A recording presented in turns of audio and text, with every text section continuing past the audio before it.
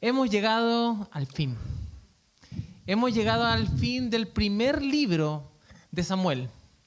Pero como hemos mencionado anteriormente, esta división de los libros de Samuel en realidad originalmente estaba todo junto, ¿sí? Hubo una división muy bien pensada, dicho sea de paso también, donde se parte o se termina con lo que hoy vamos a estar conversando con ustedes. Y efectivamente termina con algo que acaban de leer y es la muerte del rey Saúl. Y efectivamente titulado esta predicación El rey equivocado. Y espero que puedan hacia el final de este periodo entender un poquito más acerca del porqué. Son solamente 13 versículos, ya lo hemos podido leer y vamos a seguir viéndolo, entonces siempre les invito a tener sus Biblias abiertas. Pero quiero partir con primero dándoles un contexto general. Quiero hablarles un poco acerca de lo que está pasando, recordarles de lo mucho. Llevamos, no sé cuántos meses llevamos en el primer libro de Samuel, llevamos bastante.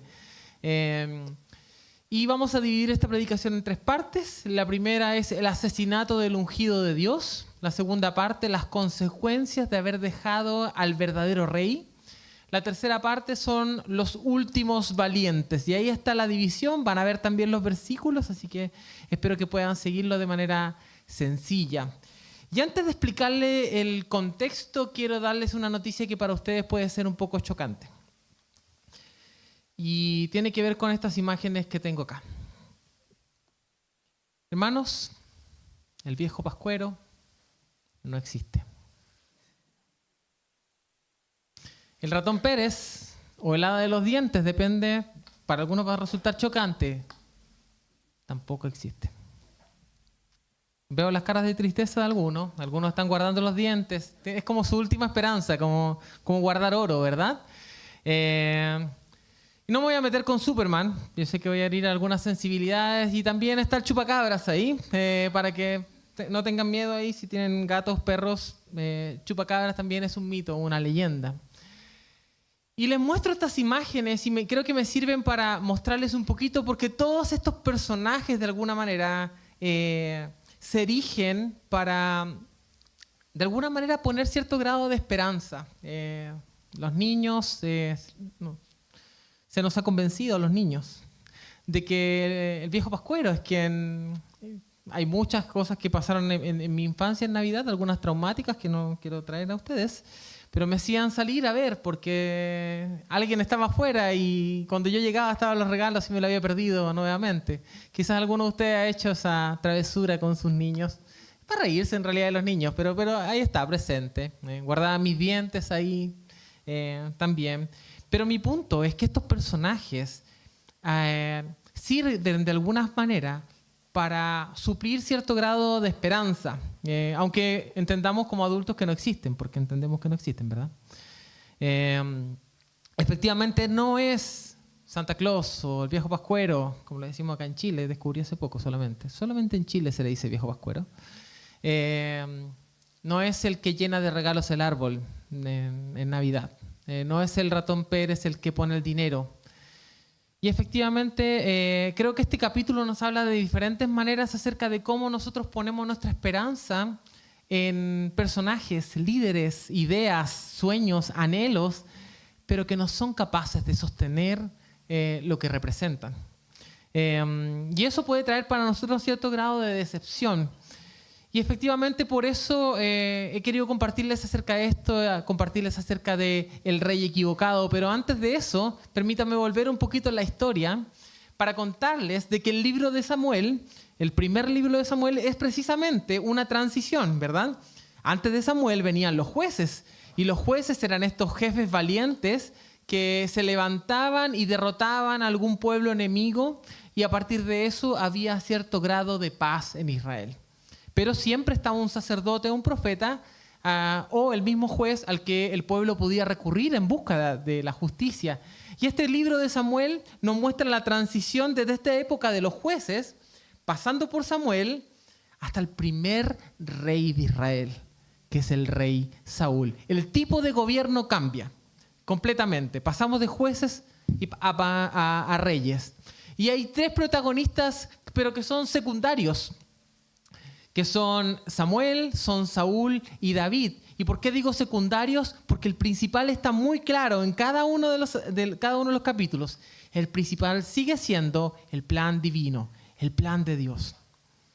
Pero efectivamente nos hemos encariñado con Samuel, ¿verdad? Nos hemos encariñado con sus historias, con lo que ha pasado, con lo que dice, con lo que no dice. Hemos rabiado con Saúl y las cosas que claramente no entiende, que nosotros en su posición probablemente entenderíamos mucho mejor. Hay cierto orgullo ahí. Y hemos también visto a David, del que se nos dice que es el hombre conforme al corazón del Señor, pero hemos visto cosas de David, mentiras, hemos visto cómo se hizo el loco, literalmente se hizo el loco, babeando. Cosas que nos hacen pensar un poquito acerca de que, este es el futuro rey de Israel, ¿en serio? ¿Este es el hombre conforme al corazón de Dios? Pero nuevamente, Dios es quien va moldeando el corazón. Y por último, en estos últimos capítulos, valga la redundancia, hemos empezado a hablar acerca del último gran ataque de los filisteos en este momento. Ya en el capítulo 28, Saúl estaba con mucho miedo, no sabía qué hacer y recurrió a una vidente. Es como, tiene que haber alguna vidente, Dios no me responde, los sacerdotes no me dicen nada, que alguien me diga algo. Y recurrió a la vidente de Endor. Y ella trajo a Samuel. Samuel literalmente llegó en ese momento y el mismo Samuel le decía que él iba a ser derrotado. ¿Para qué le preguntaba si él sabía que iba a ser derrotado? Y con esa idea es que Saúl se fue a la guerra. Y nuevamente lo que vamos a ver en el próximo capítulo, que es el segundo libro de Samuel, lo pueden seguir leyendo porque no vamos a seguir con nuestra línea de predicaciones por ese lado, por lo menos por el momento, para nuestra decepción o no, pero vamos a pasar a otro libro. Pero vamos a ver la transición hacia el reinado de David. Con eso en mente y con esta idea de estas personas, de estas figuras de esperanza, para darnos a entender en realidad que Saúl también era una figura de esperanza. Y quiero traerles a esta primera sección del pasaje, que nos habla acerca de este juez equivocado. Y como les decía, si pudiera resumir de alguna manera la narración de lo que ocurre aquí, es que Saúl sufre la derrota contra los filisteos. Sus hijos son muertos y a Saúl mismo le llega una flecha. Y el herido le pide a su escudero, mátame, no vaya a ser que vengan y estos incircuncisos, vamos a ver que esa palabra es importante, me vengan a matar. Mátame tú. El escudero dice, yo no puedo matarte, tengo miedo. Y es el propio Saúl quien se recuesta sobre su espada y se quita la vida. La respuesta a esto, los israelitas se enteran y escapan. Y los filisteos toman estas zonas a donde los israelitas se han escapado. Y al día siguiente llegan los filisteos, cortan la cabeza de Saúl y sus hijos y la erigen como un trofeo. Que todo el mundo vea lo que ha pasado con el pueblo de Israel.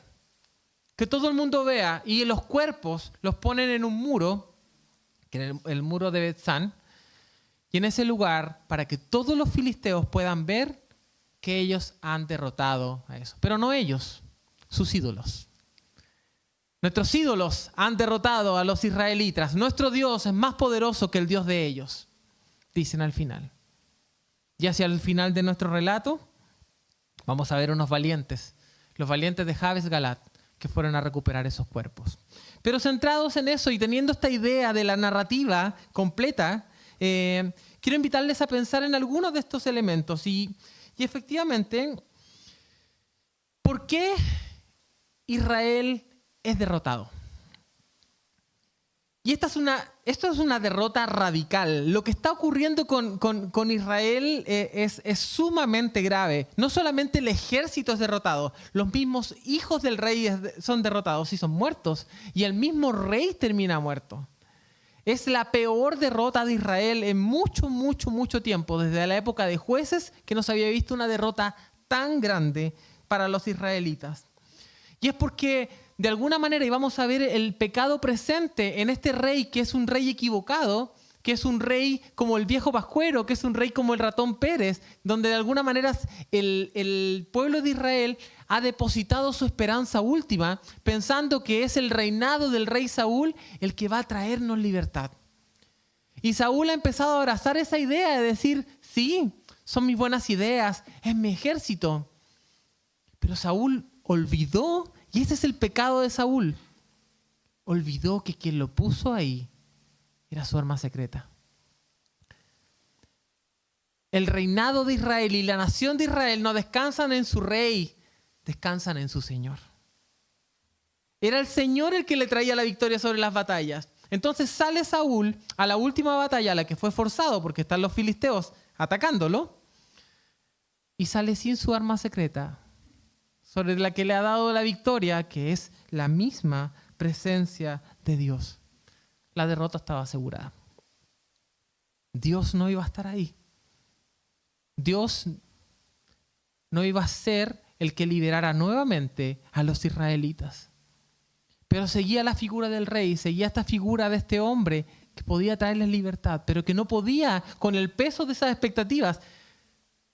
Por eso les decía, no podemos seguir pensando que es el ratón el que nos va a traer el dinero debajo de la almohada.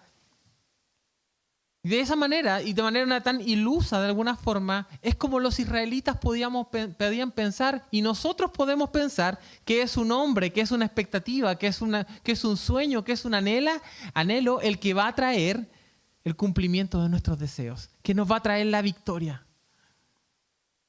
Saúl olvidó que era el Señor el que transformaba su vida.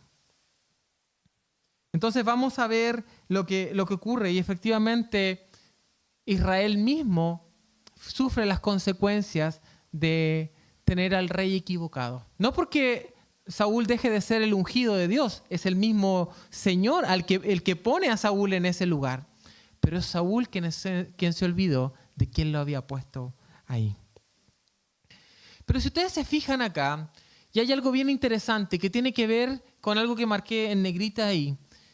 Murieron 3 de los 4 hijos de Saúl en esta batalla. El cuarto hijo, que es Isboset, se va a mencionar en el segundo capítulo del segundo libro de Samuel.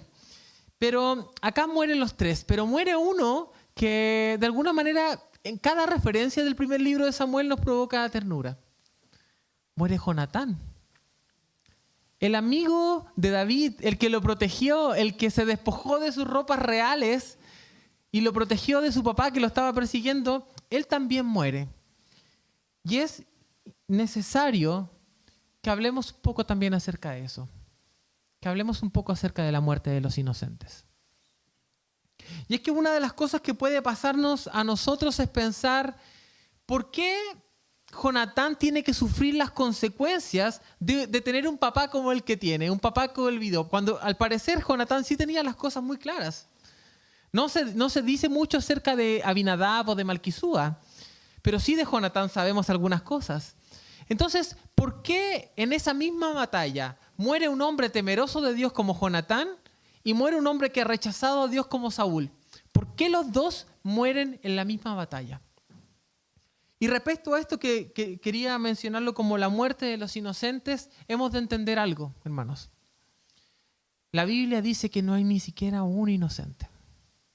Romanos 3:23 menciona que no hay ni siquiera uno de nosotros, que ninguno de ustedes es inocente. Y efectivamente podríamos pensar, por ejemplo, en la muerte de algunos como hermanos importantes, o que predicadores, o misioneros, o familias de misioneros. Hay muchas historias diferentes de diferentes personas que han sacrificado su vida por dar a conocer el nombre del Señor. Y una de las preguntas interesantes tiene que ver, ¿pero por qué mueren? Y aún así podrías mirar hacia la vereda de al frente y preguntarte, ¿y por qué los buenos mueren y los malos siguen vivos? Y el salmista se pregunta esto un montón de veces. Salmos 37 y 73 nos mencionan un poquito acerca de eso. ¿Por qué viven los malos? ¿Por qué parece que los malos prosperan y los buenos mueren? Pero nuevamente, hermanos, tenemos que tener una mirada más amplia a entender que nuestro rey no mira necesariamente con nuestros ojos. Sé que parece una mirada simplista, Pero hay algo en nosotros que quiere entender cómo funciona la mente de Dios y su mente debería funcionar bajo mi lógica. Entonces, los buenos o los que aparenten ser buenos deberían seguir viviendo y los malos deberían morir o deberían sufrir. Pero nuevamente, hermanos, vivimos bajo el reinado de un rey soberano, pero en un mundo caído. En un mundo caído donde nuestro pecado tiene consecuencias.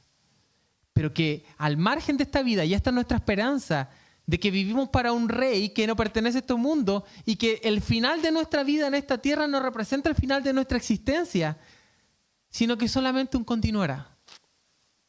De vida eterna para aquellos que han recibido a Jesús como su Señor y su Salvador, y de muerte eterna para aquellos que no. Entonces, hermanos, nuestra esperanza no yace en lo que ocurre en esta tierra, que es injusta y bajo la cual vivimos las consecuencias del pecado de otros. Porque, ¿qué culpa tiene Jonatán de su papá? ¿Por qué muere ese hombre justo? ¿Y por qué el Señor no le dio una salida justo antes? Pero no, Jonatán también muere en ese lugar. Efectivamente, los justos también mueren. Y eso, hermano, quiero que te traiga consuelo. Porque pudieras pensar así como, en mi fe soy intocable, pero no soy intocable. ¿Será que anda algo mal en mí? Así como, ¿será que estoy fallado? ¿Será que me falta fe para enfrentar ciertas cosas? Porque ciertamente me están pasando cosas complejas. Simplemente estoy teniendo problemas económicos fuertes, problemas de salud que son como difíciles de llevar. ¿Será que tengo poca fe? ¿Será que el Señor no me ama? Nuevamente, has de confiar en que el Señor es soberano sobre tus circunstancias. Pero hermanos, aún los justos en esta tierra de caídos, en esta tierra de pecadores, sufren las consecuencias. Pero cuando te creas suficientemente inocente, recuerda Romanos 3:23 para recordar de que no hay ningún realmente inocente. Y tú, si hoy nos presentáramos sin Jesús ante el juez, tampoco seríamos inocentes. Entonces la muerte de los judíos de los justos nos recuerda también que el Señor es soberano. Y vamos a ver también en este aspecto el último gran pecado de Saúl. Yo sé que ustedes han visto, hemos estado siguiendo la idea de los capítulos y hemos podido ver cómo David ha tenido la oportunidad de matar a Saúl en más de una oportunidad, ¿cierto? De hecho, lo que vamos a ver aquí es que Saúl, herido por la flecha que le llegó, o las flechas, le dice al escudero, atraviésame con tu espada, mátame. Pero la respuesta del escudero es, tengo temor. Dice ahí, versículo 3, y arreció la batalla contra Saúl y le alcanzaron los flecheros y tuvo gran temor de ellos. Estamos hablando de Saúl. Más adelante dice, para que no vengan estos incircuncisos y me traspasen. Esto es lo que le dice el escudero. Mas su escudero no quería, porque tenía gran temor. El escudero no quería matar al ungido de Dios. También vemos en capítulos anteriores como uno de los guerreros de David, haciendo sus necesidades en la misma cueva, en ese lugar, él le dijo, lo mato así, no se da ni cuenta. ¿Cómo vas a extender tu mano contra el ungido del Señor?, le dice David. Y este es el último gran pecado y la última muestra de Saúl de que él no tenía y que había perdido la brújula, había dejado de seguir al Señor y se había puesto a él como su propio Dios. Saúl asesina al ungido del Señor. Saúl se suicida. Pero nuevamente, hermanos, y esto representa algo que estamos viendo desde el Génesis. Fíjense, ¿qué es lo que le dice el Señor? ¿Qué le dice la serpiente a Adán y a Eva? Que cuando coman del árbol del fruto prohibido, van a ser como Dios. Porque solamente Dios es el que otorga la vida, pero también la quita. Y es interesante porque una de las justificaciones de Saúl era decir, mátame porque yo no quiero que estos circuncisos me maten. Y es anecdótico que menciona de esta manera, porque él se refiere a los filisteos como incircuncisos, o sea, fuera del pacto que Israel tiene con Dios, ¿cierto? Que está marcado por la circuncisión, que para los que no saben, siempre lo menciono porque es interesante conocerlo, es la marca de los israelitas. Y efectivamente los hombres cortan el prepucio de su pene al 8º día de nacimiento. Entonces esa es una marca. Entonces los israelitas llaman a los demás incircuncisos. Y los filisteos efectivamente no se han circuncidado, pero no están dentro del pacto de Dios. Eso es lo que quiere mencionar Saúl con todo esto. Entonces pareciera que él es temeroso de su posición ante Dios, pero temeroso de su posición ante Dios hasta que se niega a seguir el mismo pacto que él está echándole a los demás en cara. Cuando Saúl se quita la vida, él rechaza la soberanía de Dios sobre la suya propia. Pero hermanos, también, y a propósito de este pasaje, quiero mencionar 2 cosas. Lo primero es que efectivamente hay un miedo comprensible de Saúl, ¿verdad? Saúl está ahí, vienen los filisteos y no son conocidos por hacer las cosas bien. Son sanguinarios, pueden cortarme los dedos, arrastrarme con un caballo, pueden hacer varias cosas conmigo. Y efectivamente yo creo que ese es un miedo que es justificable. Pero miren lo que nos dice Mateo 10:28, dice así, en las mismas palabras de nuestro Señor Jesucristo. Dice, no teman a los que maten el cuerpo, pero no pueden matar el alma. Teman más bien al que puede destruir el alma y cuerpo en el infierno. Hermanos, no le teman a aquellos que incluso en esta tierra pueden quitarle la vida a ustedes.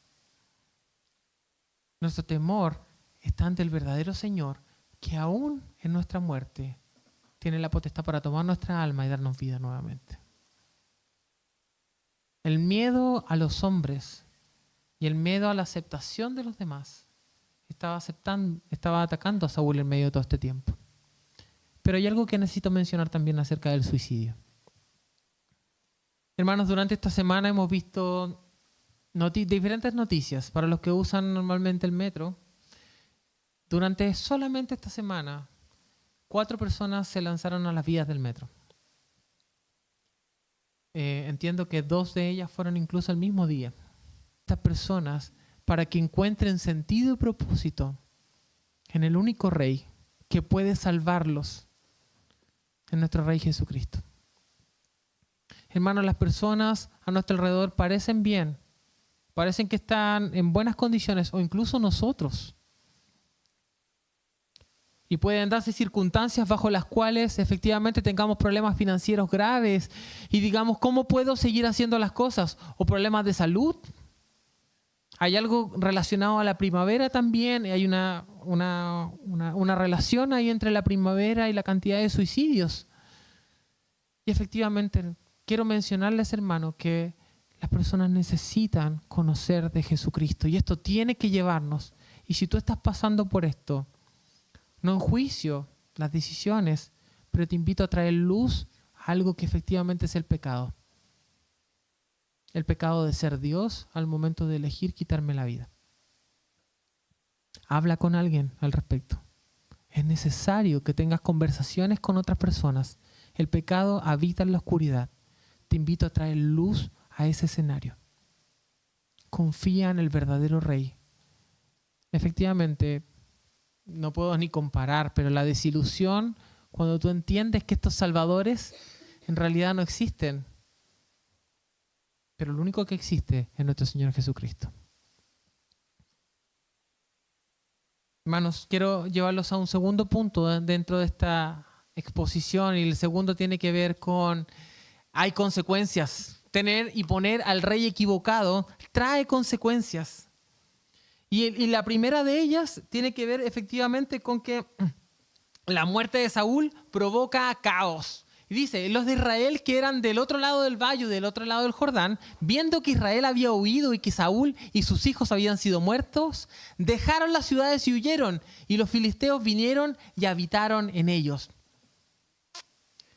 Este rey, Saúl, ya no podía sostener la seguridad de Israel.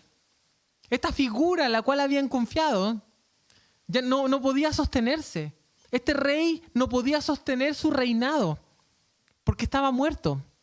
pero ni aún vivo podía hacerlo. Y eso es lo que los israelitas olvidaron también en el proceso. Esto no es solamente el pecado de Saúl que abandonó a Dios, es el pecado del pueblo que abandonó a Dios. Y es nuestro pecado que decide también confiar en reyes que no son reyes. Que se han creído la historia de que es nuestra posición económica la que me sostiene, de que es el bienestar en mi trabajo, lo bien considerado que estoy con mi jefe, lo que me hace estar bien y lo que me da identidad. No, hermanos, lo que me da identidad es lo que el Señor dice de mí. Entonces ellos han olvidado y lógicamente, nuevamente, arrancan de estas zonas y los filisteos toman este lugar. Pero también algo que ocurre es que estos filisteos toman los cuerpos, como les había mencionado antes, y los levantan como un trofeo. Pero esto pasa también hoy en día. Ciertos carteles de droga en ciertas zonas del mundo, o algunas zonas del Medio Oriente sobre todo, mandan una señal fuerte y clara. Esta es la cabeza de un cristiano. Esta es la cabeza de un político que se negó a seguir las órdenes de cierto cartel de drogas. Y mandan una señal fuerte y asusta. La verdad es que asusta. Esa es la señal que querían mandar los filisteos. Israelitas, no se vuelvan a parar. Porque mi Dios, Astarot, nos ha dado la victoria y nos va a seguir dando la victoria. Pero lo que no saben es que la victoria filistea no tiene que ver con la victoria de Astarot, sino que tiene que ver con la decisión soberana del Señor. Fue el mismo Señor el que le quitó a Saúl el reinado sobre Israel. Era el Señor el que permitió que los filisteos ganaran la batalla sobre Israel. Y hermanos, yo no quiero decir que las circunstancias que a ti te están pasando son cosas que necesariamente el Señor está trayendo. Efectivamente hay pecado y hay consecuencias de nuestros pecados en eso. Pero hermanos, lo que vivimos en nuestra tierra está sujeto a lo que nuestro Señor sigue siendo Señor sobre nuestras circunstancias. Aun cuando haya reyes malos, alcaldes malos, presidentes malos, senadores malos, nuestro Rey sigue siendo soberano. Confía en el único Rey que no se equivoca. En el único que puede realmente sostener tu vida. Nuevamente, no es el bienestar de tu matrimonio o tu propio bienestar. Es lo que el Señor dice al respecto. Pero estos filisteos salen celebrando y ponen las cabezas en el templo de Astarot para decir, acá te las rendimos, Astarot, que nos has dado la victoria sobre los israelitas. Sin saber que estaban creyendo en el hada de los dientes. Sin saber que estaban creyendo en Santa Claus. Y estaban convencidos de que el viejo pascuero existe, los filisteos. Y que era el viejo pascuero el que le había dado los regalos. Y estaban depositando su esperanza en que este rey falso, este Dios falso, les trayera a ellos lo que querían. A tal punto de que todo lo que les veía les traía convencimiento de eso. Eso también puede pasar contigo. Puede parecer efectivamente que es tu trabajo, puede parecer que es tu esfuerzo, bajo esta lógica de meritocracia, lo que te trae todo lo que necesitas para vivir en la vida. Esfuérzate, hermano, el Señor lo dice. Pero nuevamente, nuestro verdadero Rey es el que reina. Nuestro Señor es Señor soberano. Y una última parte que quiero mencionarles tiene que ver con estos últimos valientes. Y estos últimos valientes son aquellos de Jabes de Galat. Los de Jabes de Galat aparecen por primera vez en el capítulo 11 del primer libro de Samuel. Esta es la situación que enfrentaron. Había un rey amonita, entiendo, si no mal me acuerdo, que estaba amenazando con destruirlos. Y ellos dijeron, bueno, vamos a rendir. ¿Qué condiciones nos da para que nos rindamos y te sirvamos a ti? Dijeron los de Jabes de Galat. Quítense un ojo. Si se quitan todos el ojo derecho, nosotros los vamos a recibir y nos los vamos a dañar. Lo vimos hace bastante tiempo atrás, así que traigo este pequeño ayuda a memoria. Pero fue en ese momento donde Saúl, y esta fue la primer gran batalla que Saúl ganó, toma a los israelitas y el Señor lo utiliza para traer victoria sobre este pueblo amonita. Y los de Jabes de Galaad están agradecidos por eso. Ellos recuerdan que Saúl fue el único, en medio de ese contexto de todo Israel, que se paró delante como el rey ungido del Señor para levantar a los ejércitos de Israel y hacerle frente a los amonitas. Y ahora quiero que lo piensen así. Están colgados los cuerpos en el muro de Bet-San. Las cabezas están en el templo de Astarot. Esa es una humillación para los israelitas. Pero es una humillación también porque le están dando la gloria a otro Dios que no es el único Señor. Y por último, también ellos están muy agradecidos con Saúl por lo que él hizo. Entonces se levantan los de Jabes de Galaad y recorren algo así como 60 kilómetros. Y se levantan los valientes de ese pueblo y recorren estos 60 kilómetros de noche. Nuevamente no tienen qué hacer contra los filisteos. Si se levantan los ejércitos filisteos, no tienen nada que hacer contra ellos. Y toman los cuerpos y los traen 60 kilómetros de vuelta a Jabes de Galaad. 120 kilómetros caminando. Y recordemos, por favor, no hay autopistas, no hay bicicletas, no hay scooters eléctricos que uno paga en la esquina. Caminando por caminos de tierra. Y traen de vuelta no solamente el cuerpo de Saúl, sino que también el de sus hijos. Y cuando llegan, lo incineran y lo entierran debajo de un árbol. En algunas versiones dice que es un árbol tamarisco. Y ayunaron ahí 7 días. Hermanos, es muy interesante de por qué los de Jabes de Galaad hacen eso. Ellos son un pequeño pueblo en medio de todo Israel. Los de Israel están atemorizados, pero hay uno de un pequeño pueblo, un tal Chimbarongo, un tal Penco, un pueblo pequeño. Se levantan los de este pequeño pueblo. No son los santiaguinos, no son los de Concepción, no son los de temuquenses, son los de San Javier, Villa Alegre y Vivillo. Eran valientes ellos, ¿no? Se levantan estos hombres y son los que recorren todo el camino para ir a buscarlos. Quiero que piensen un poco en esto. ¿Eres de esos valientes? Hermanos, somos llamados, y esto me da risa. Siempre pienso que como estas cosas se graban en YouTube, si en algún momento soy candidato, el pastor es candidato a diputado, alguien va a tomar estas grabaciones y va a decir, mira lo que dijeron esta gente. Pero quiero levantar en medio de este lugar una milicia. Y ustedes espero que sean esos valientes. Una milicia que vaya tras las líneas de los enemigos